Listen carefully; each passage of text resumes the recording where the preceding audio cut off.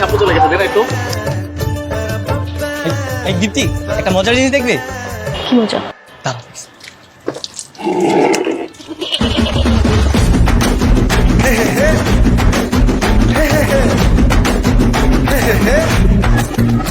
এরে শান্ত, পায়টা দে না। এই এই সুমি, এই পানি দে।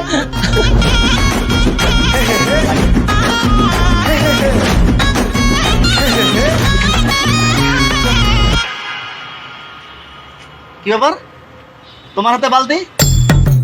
ও, তুমি আমার সাথে ফাজলামি করছো। তোমার আমি খুব ভালো মনে করছিলাম, আর তুমি আমার সামনে থেকে বালতি সরাইছো।